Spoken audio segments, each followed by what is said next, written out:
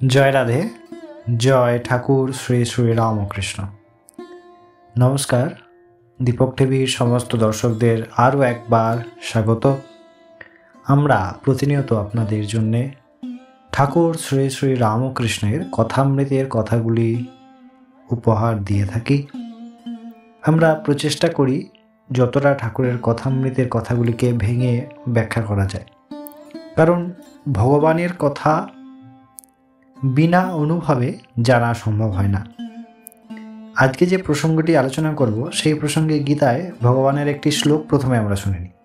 ভগবান অর্জুনকে উপদেশ করছেন, মাত্যা পরতরং নান্যাৎ কিঞ্চিৎ অস্তি ধনঞ্জয়।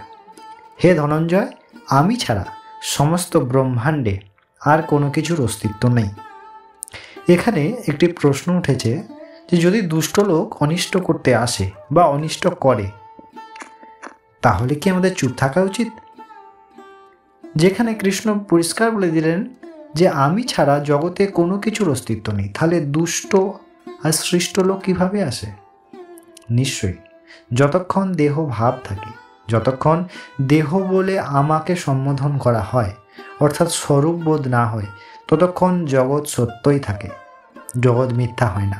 আর যখন তা দেহ বোধ কেটে যায়, তখন শুধুমাত্র ব্রহ্ম, শুধুমাত্র কৃষ্ণ, রাম, রামকৃষ্ণ, হরি, শিব এবং কালী, তাহাই বর্তমান। সে একই ঈশ্বর বিভিন্ন নামে, বিভিন্ন রূপে, এবং প্রত্যেকেই সত্য স্বরূপ ঈশ্বর স্বরূপ। তাই এই প্রশ্নের উত্তরে ঠাকুর রামকৃষ্ণ বললেন যে লোকের সঙ্গে বাস করতে গেলে দুষ্ট লোকের হাত থেকে আপনাকে রক্ষা করার জন্য একটু তমগুণ প্রকাশ করতে হয়, কিন্তু সে অনিষ্ট করবে বলে উল্টে তার অনিষ্ট করা উচিত নয়। ঠাকুর এই প্রসঙ্গে বিস্তারিত একটি সাপের গল্প বলেছেন। যে এক সাপ ছিল, সেই সাপ একদিন কালক্রমে এক সাধুর সঙ্গে দর্শন হওয়ায় সাধুর উপদেশে সেই সাপের ধর্ম থেকে সাধুর মতো তৃণাদপি সুনিচেন হয়ে গেল, অর্থাৎ তাকে সবাই মারে কিন্তু সে ফোঁস করে না। এই প্রকারে একবার এমন ঘটনা ঘটলো যে তার প্রচণ্ড আঘাত লাগলো, সে সেইভাবে মূর্ছমান হয়ে পড়ে থাকলো। অনেক পরে সাধু আবার আসলেন, তার এই অবস্থা দেখে বললেন যে তুমি এমন কেন করেছো? তোমায় যখন কেউ আঘাত করলো তুমি কিছু প্রতিবাদ করলে না?